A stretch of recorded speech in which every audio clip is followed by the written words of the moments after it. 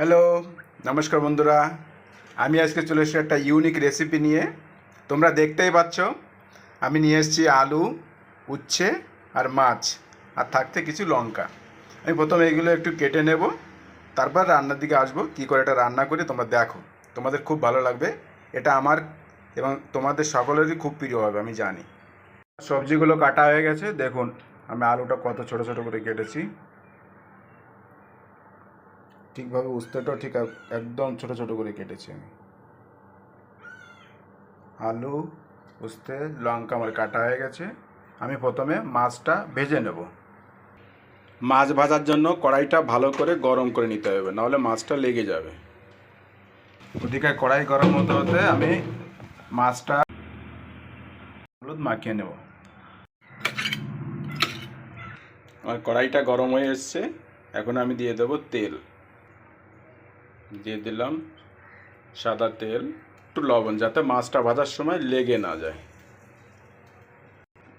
তেল লবণটা কড়াইয়ের চারিপাশে ভালো করে লাগিয়ে দেব। তেল দিয়ে ধোয়া উঠছে, এখন আমি দিয়ে দেবো মাছ। এক একটা করে মাছ দিয়ে দেবো। মাছগুলো সুন্দর কড়া করে ভেজে নেব, যাতে মাছটা ভেঙে না যায়। আমার এক সাইড ভাজা হয়ে গেছে, একটু মাছটা উল্টে দেবো। এভাবে আমি 3বার উল্টাবো।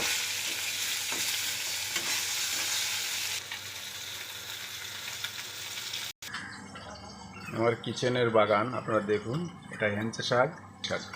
আজকেই লাগানো হয়েছে দুটোকে। আজকে যে মেনুটা বানাচ্ছি এটা গরমের দিনে খুবই ভালো।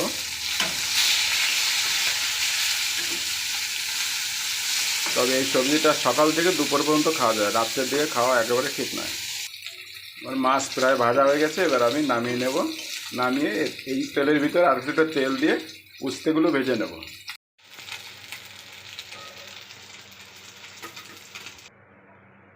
সামান্য তেল, এটা সাদা তেল, অসুবিধা হবে না। এবার আমি কেটে রাখা উচ্ছেগুলো ভেজে নেব।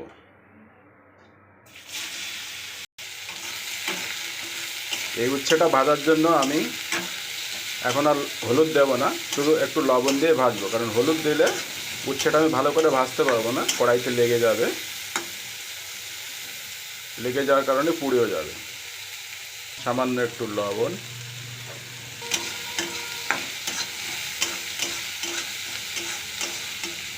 আমার উচ্ছেটা যখন প্রায় ভাজা ভাজা হয়ে যাবে, শেষের দিকে আমি হলুদ দেব। একে পাতলা করে করে রেখে দিয়ে আমি এটাকে সুন্দর করে ভেজে নেব। একদিকে এটাকে আমি পুড়তে দেবো না, আবার এর ভিতরে যে আছে জল, সেই জলটাকে আমি সম্পূর্ণটা বেরিয়ে নেব। উচ্ছেগুলো প্রায় ভাজা হয়ে গেছে, আমি এই পর্যায়ে দিয়ে দেবো কিছুটা হলুদ। দিয়ে দিলাম হলুদ। এটা হলুদটা ভেজে নেব। ভেজে এটাকে নামিয়ে আমি কড়াইটা ধুয়ে নেব। আমি কড়াইতে যে উচ্ছে ভাজছি, তার জন্য কড়াইটা একটু তিতো ভাব হয়ে গেছে। তখন কড়াইটা ধুয়ে নিলে আর তিতো ভাব থাকবে না। আমার উচ্ছে ভাজা হয়ে গেছে, আমি এখন এটাকে নামিয়ে নেব।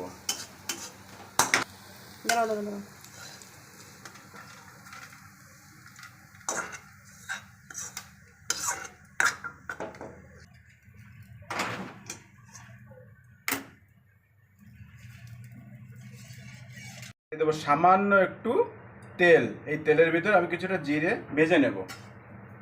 এই দিয়ে দিলাম কিছুটা জিরে, এই জিরেটা আমি তুলে নেবো আবার।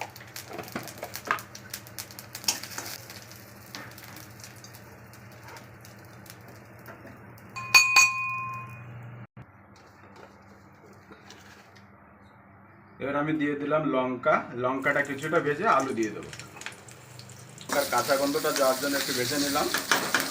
লঙ্কা ভাজা হয়ে গেছে, এবার আমি দিয়ে দিলাম কেটে রাখা আলু। এটাকে একটু লাল লাল করে ভেজে নেব। এর মধ্যে একটু হলুদ, এটাকে ভালো করে লাল লাল করে ভেজে নেব। আহা, কি ঘ্রাণ! আমি আলুটা সুন্দর করে ভেজে নিয়েছি, তোমরা দেখতেই পাচ্ছ। আলুটা যত ভালো ভাজা হবে তত ভালো স্বাদ হবে তরকারি। আমি এই পর্যায়ে দিয়ে দেবো জল।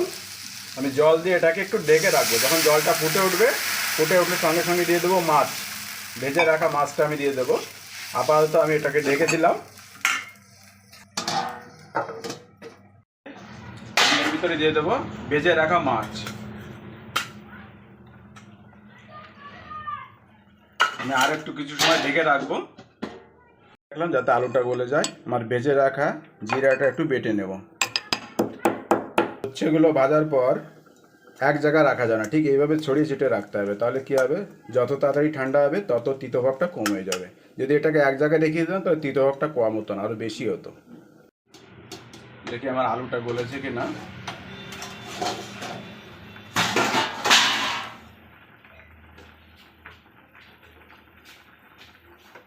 আলুটা গলে গেছে। আমি এবারে দিয়ে দেবো বেটে রাখা মশলাটা।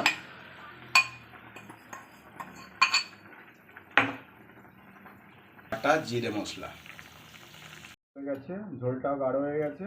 এবার আমি এর ভিতরে দিয়ে দেবো উচ্ছে। ভেজে রাখা উচ্ছেটা দিয়ে তাড়াতাড়ি নামিয়ে নেব। যত বেশি সময় থাকবে তত বেশি তিতে পাবো। দেখুন সবজিটার কালার কেমন দেখাচ্ছে, আর এটা একটু পরে কীরকম কালার হয়। এখন আমি এটাকে নামিয়ে নেব।